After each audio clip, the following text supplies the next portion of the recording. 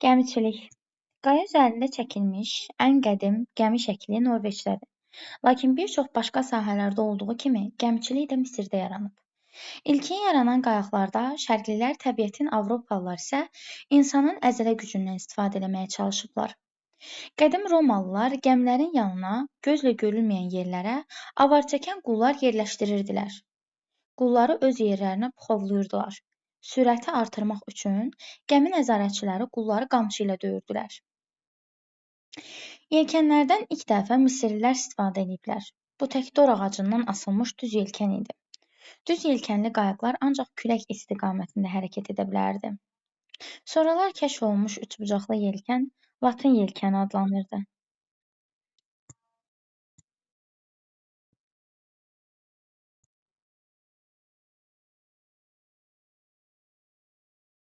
Əla. Deməli, yelkənlərdən ilk dəfə Misirlilər istifadə edib. Bu dedi ki, qayıqlar ancaq külək istiqamətində hərəkət edə bilərdi. Sonralar kəşf olunmuş üçbucaqlı yelkən Latın yelkəni adlanırdı. Ümumiyyətlə, yelkənlər gəmidə sayına, formasına, dor ağacına, bərkidilməsinə görə fərqlənir. Şprintli yelkənlər, yəni fırlanma mexanizmi ilə təchiz olunmuş yelkənlərdən ilk istifadə edənlər çinlilərdir. Üç dor ağacı və şprintlə yelkənlərdən istifadə Avropada 15-ci əsrdə mümkün olub. Getdikcə gəmiçilik daha da təkmilləşdi. Gəmilərdə istifadə olunan dor ağaclarının sayı artdı. Sualtı qayıqlar inşa edildi. 19-cu əsr gəmiçilikdə buxar mühərriklərinin istifadəsi əsridir. Qəribədir ki, köhnə ənənələrin tərəfdarı olan dənizçilər buxarla işləyən yeni tipli gəmilərin, paraxodların dənizə çıxmasının əleyhinə idilər. Etiraz əlaməti olaraq ABŞ-də tikilmiş 2 paraxodu matroslar batırmışdılar.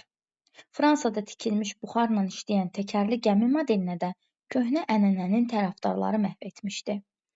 Lakin cəmiyyətin inkişafının başqa sahələrində olduğu kimi, gəmiçilikdə də yeniliyin qarşısını heç nə kəsə bilməz. Fizika elminin inkişafı nəticəsində artıq buxar maşınları da öz yerini yeni tipli mühərriklərə verib. İndi həm nəhəng sualtı qayıqlarda, həm də böyük su tutumu olan gəmilərdə atom reaktoru ilə işləyən mühərriklərdən istifadə olunur. Atom reaktoru atom nüvələrinin bölünməsinin zəncirvari reaksiyasından istifadəsi əsasında əmələ gələn və tənzim edilə bilən atom enerjisi almaq üçün qurğular sistemidir. Gəmiçiliyin inkişafını, ümumiyyətlə sivilizasiyanın müxtəlif baxımdan inkişafının göstəricisi kimi qəbul etmək olar. Çünki gəmilərin hazırlanmasında müxtəlif elm və peşələrin nailiyyətlərindən istifadə olunur. Ona görə də dünya okeanının müxtəlif bölmələrinə hakim olan sivilizasiyalar zamanla bir-birini əvəz edir. Gəmiçiliyin belə sürətlə inkişafı bəşər qarşısında hələ indiyədək görünməmiş problemlər yarada bilər. Son dövrlərdə naviqasiya səhvləri qəzalara səbəb olur. Həmçinin gəmilərin təyinata uyğun istifadə edilməməsi nəticəsində dəniz və okeanlarda baş verən fəlakətli hadisələrin sayı çoxalır. Mətni oxuyanda başa düşə bilməməniz normaldır. Bu zaman bir dəfə oxusanız, sadəcə yerlərini müəyyənləşdirməklə, suala yenidən təkrar qayıtmaqla sualları həll etmək olar. Sadəcə mətndə yerini tapıb, altını xəttləməklə kifayət edir. Çünki mətndən kənar heç nə salınmır orada. Nəyi verir? Oradan verir. 471. Mətndə bu haqda məlumat var, mətndə bu haqda məlumat yoxdur. Deyir, gəmiçiliklə bağlı ilk piktoqramlar Avropa ölkəsində rast gəlinmişdi. Gəmiçiliklə bağlı ilk piktoqramlar, yəni şəkillərdən söhbət gedir. Deməli,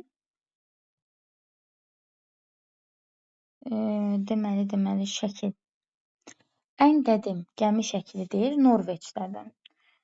Bunu da bilməyən uşaq da nə bilim, nə deyim, Norveç qərb ölkəsidir uşaqlar, qərbi Avropa tərəfdədir.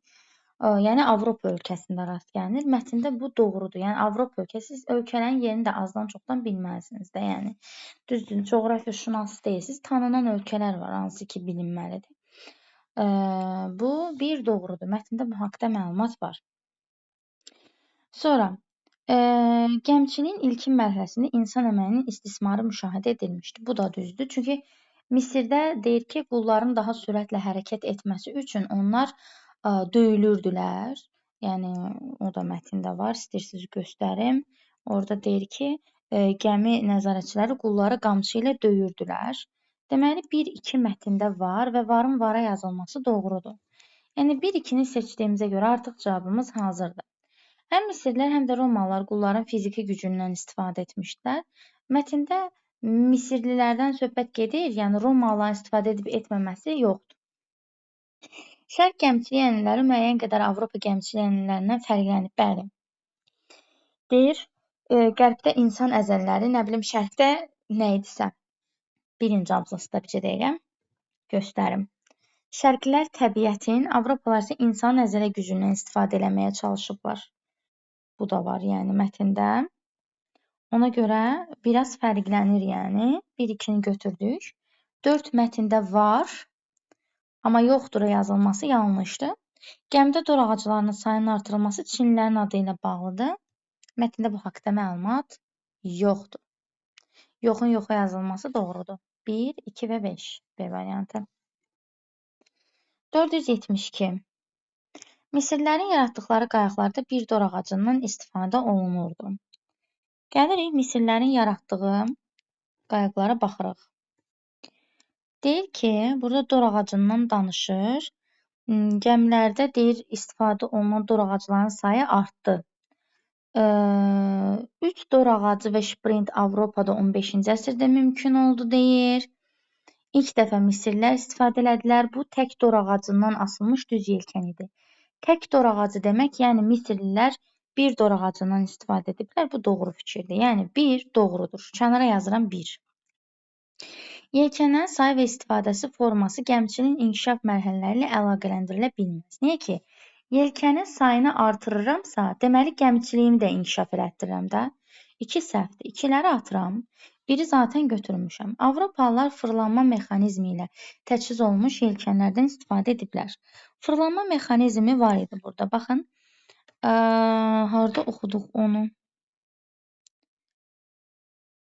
Deməli, axırı oxudum mən. Fırlanma sözü yadımdadır çünki.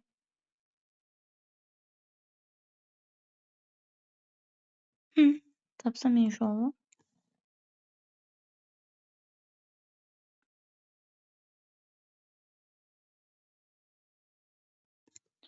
Nektarine işləyir.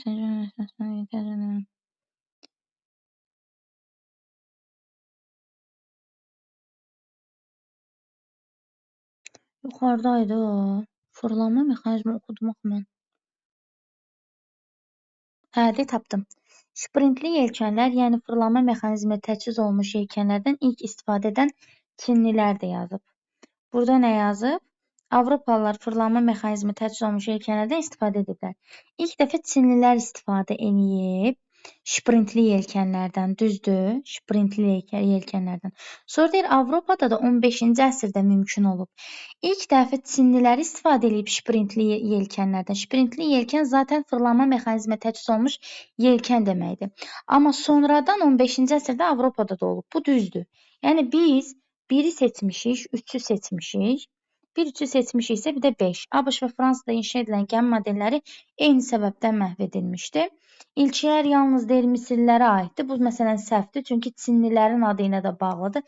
Məsələn, şprintli yelkənlərin ilki Çinlilərlə bağlıdır. Cavab olur C variantı, yəni. Mətndə hamısını qeyd ediblər. 473. Mətnin üslubu xüsusiyyətlərlə bağlı uyğun fikirləri müəyyən edin. Qrupa qoşulanları qeyd eləmisinizsə, indi qeyd eləyin. Çünki o şəxs kimdirsə, bayaqlar məsələn, birinci dəfə Damla qoşulmayanda o qoşulmuşdu. Qrupa deyəsən şəkil göndəriləndən sonra, Kənan qrupa şəkil göndəriləndən sonra həmin şəxs çıxdı. Və sonra Damla qoşuldu və yenidən yenə 13 nəfərlik. Bu deməkdir ki, bir nəfər kimdirsə, qoşulmayıb.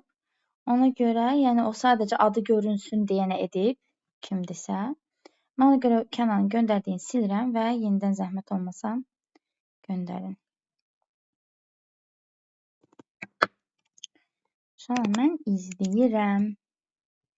O kimdirsə 14-cü şəxs biləcəyik. Bəli, girib çıxıb. Sadəcə adı düşsün. Kənanın göndərdiyi adı düşdüysə çıxdı. Ana da elə bilir ki, uşaq dərsdədir.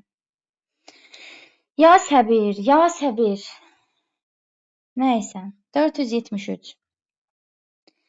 İkinci abzasla bağlı doğru, 6-cı abzasla bağlı yanlış fikir deyir. İkinci abzasla bağlı doğru deyir. Tünd qara hərflərlə verilmiş söz insan biliyini artırdıqca güclənər cümləsindəki mənasında işlənmişdir. Elə Kənanın özüdür həmin şəxs bu arada. Kənan göndərib ki, bu uşaqlar dərsdədir və özü çıxıb, Azərin zəhmət olmasa sən tapdın. Kənan özü göndərib çıxıb ki, güya bu dərsdədir. Bəli. Mən də yazıram. Ay yaşa. Azərin.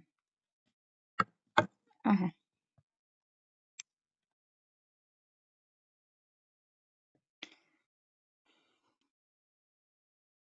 Allah mənə səbir versin. 2 ay. Çox sevinəcəm siz gedəndə. O qədər sevinəcəm. O qədər sevinəcəm siz bitirəndə. Qəti surətdə heç bir itki yaşamıram. Sizi itirmək mənim üçün qazanc olacaq. Nəysə, tünd qara hərflərlə verilmiş söz insan biliyini artırdıqca güclənər cümləsindəki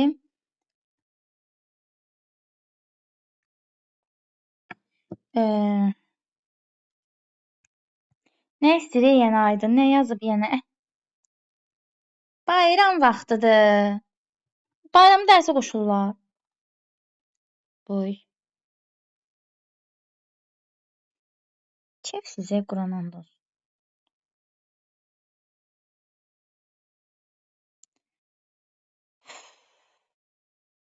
Tünd qara hərflərlə verilmiş söz. İkinci abzasda artırmaq sözü var. Sürəti artırmaq.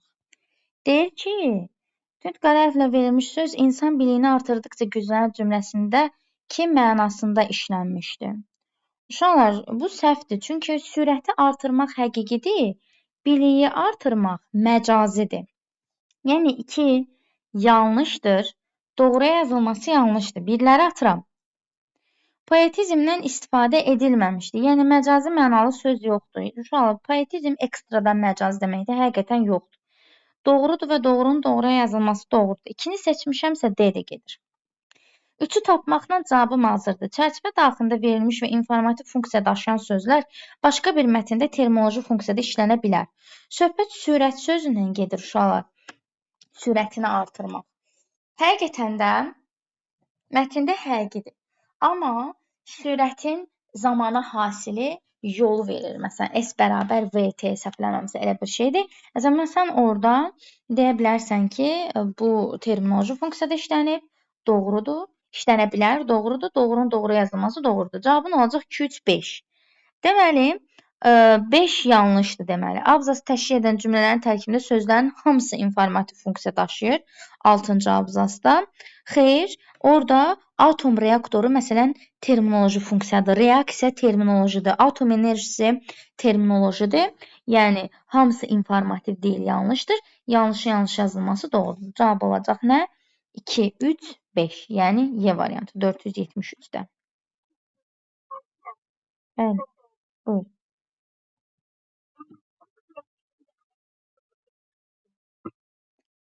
Bəli, ola bilər. Yəni məcazi olmasın həmin abzasda. Çünki sənin abzasın cəmi 2 cümlədən ibarət ola bilər və o 2 cümlədə məcazi məna olmaya da bilər.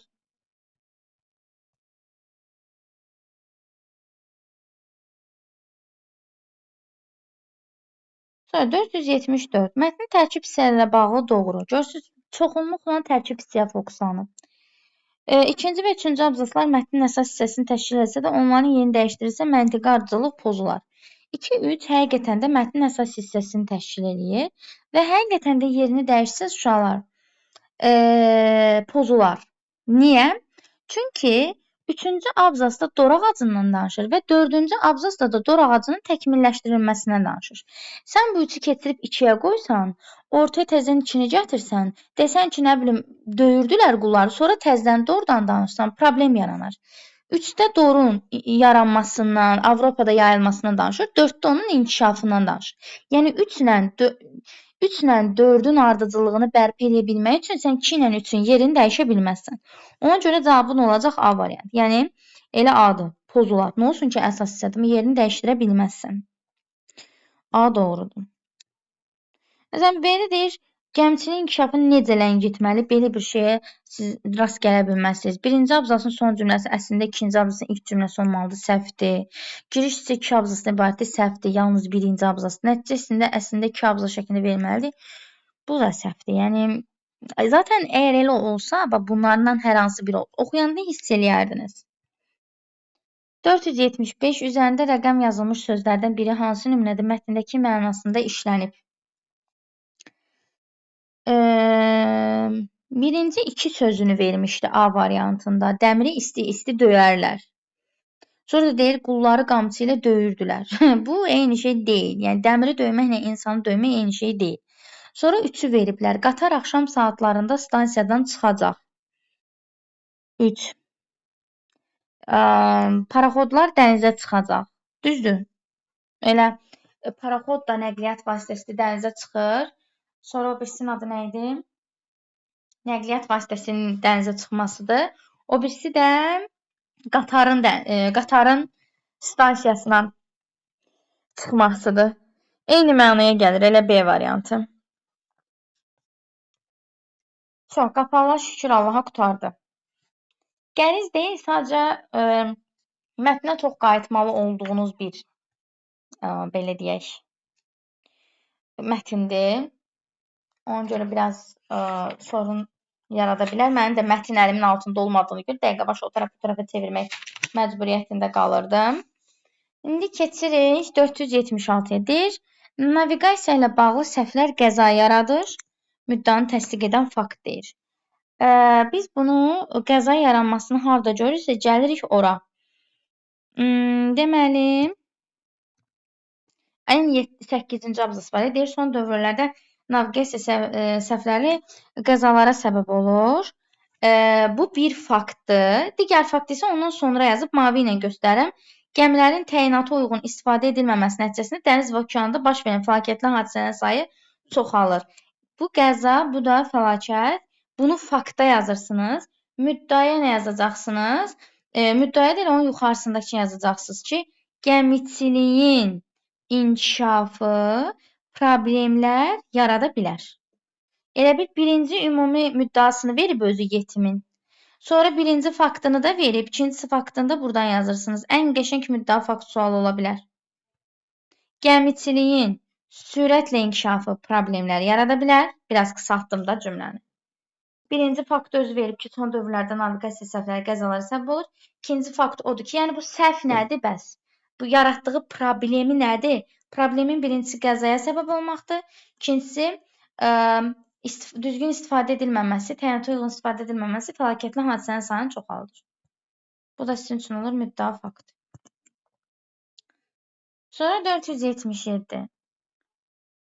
Buxar mühərriklərinin əvəzlənməsi. Buxar mühərriklərinin əvəzlənməsindən danışır. Deməli,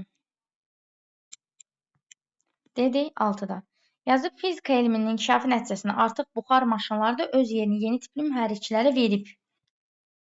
Deməli, buxar mühərriklərinin əvəzlənməsi neçənci abzas olacaq? 6-cı abzas. 6-cı abzas olacaq. Buraya yazacaqsınız 6. Sonra 3 ilə 5-ci abzası da plan istəyir. 3-cü abzasa yaza bilərik ki, məsələn, burada dor ağaclarından istifadədən falan danışır da. Yaza bilərik yelkənlərin təkmilləşdirilməsi. Çünki yelkənlər tək dor ağacından istifadə olunurdu. Sonra 3 dor ağacından istifadə olundu.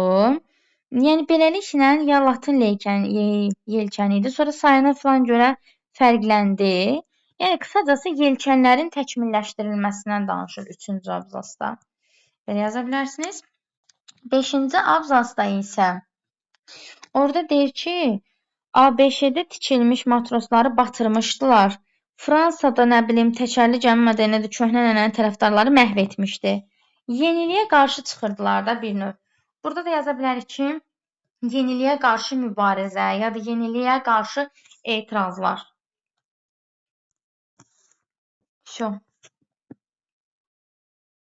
Sivilizasiyanın inkişafı müxtəlif elm və peşə sahələrinin inteqrasiyası ilə sıx bağlıdır fikrim.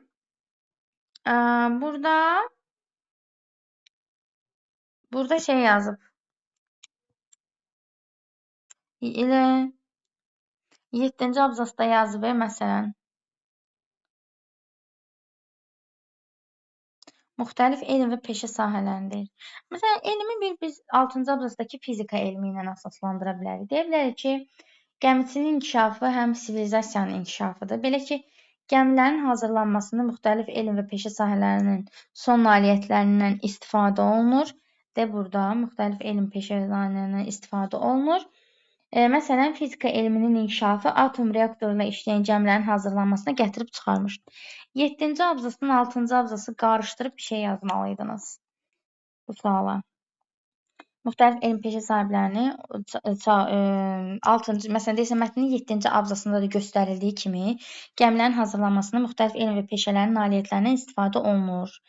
Məsələn, mətnin 6-cı abzasında da qeyd olunduğu kimi fizika elminin inkişafı nəticəsində buxar maşınları öz yerini yeni tipli mühərriklərə vermişdir.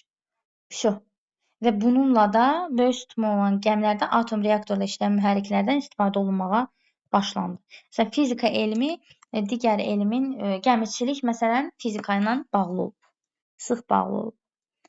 Sonra Misir gəmiçiliyi ilə Avropa gəmiçiliyinin müqayisəsi deyir. Misir gəmiçiliyinə yaza bilərsiniz ki, ilk gəmiçilik onların adı ilə bağlıdır. Yəni yelkənlərdən istifadə orada deyirdi, tək doraq adlı yelkənlər. Gəmiçiliyin yaranması onların adı ilə bağlıdır. Bir də dedik, yelkənlərdən ilk onlar istifadə ediblər. Avropa gəmiçiliyi.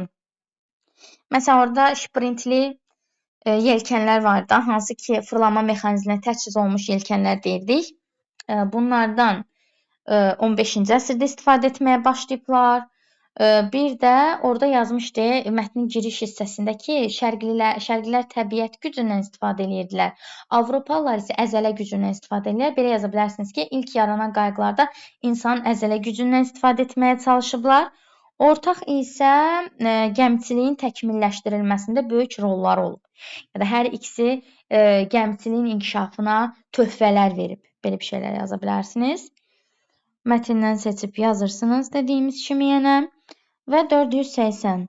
Hansı fikri mətndə toxunulan məsələlərlə əlaqələndirmək olar? Hər zamanın öz hökmü var. Bunu götürmək olar. Çünki keçmiş zamanda fərqli bir xüsusiyyətlərdən istifadə olunurdu.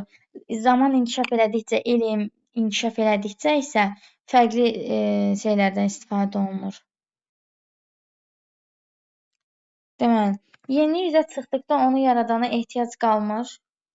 Yeni bilik daxil olduğu sistemdə təməl kimi qəbul olunmuş ənənəvi bilikləri dil tapa bilmir. Sistem onu kənarlaşdırır ya da özü dağılır. Burada dağılmadı. Yəni inkişaf elədi. Məsələn, ABŞ-da və Fransada qarşı çıxmağa çalışırlar. Amma yenə də gəmiçilik inkişaf elədi. Ona görə olmur. Onu yaradana ehtiyac qalmır. Niyə? Misirlərə ehtiyac qaldı. Hər zamanın öz hökmü var. Çünki buxarla məsələn çalışan yeni tipli gəmilər ilk zamanlarda köhnə ənənələrin tərəfdarlarının ciddi müqaviməti ilə qarşılaşsa da yeniliyin qarşısını heç nə ala bilmədi. Bir zamanlar yelkənlərdən, daha sonra buxar mühərriklərindən istifadə yenilik yaratdı. İndi isə atom mühərrikləri buxar mühərriklərini əvəz edib ki, bu da dövrü yenilik sayılır və köhnələr artıq sıradan çıxır. Yəni zaman dəyişdikcə köhnəni yenisi ilə əvəzləyə bilirik. Bu da belə. Bu mətnlə bağlı kimisə nəsə dərdi var.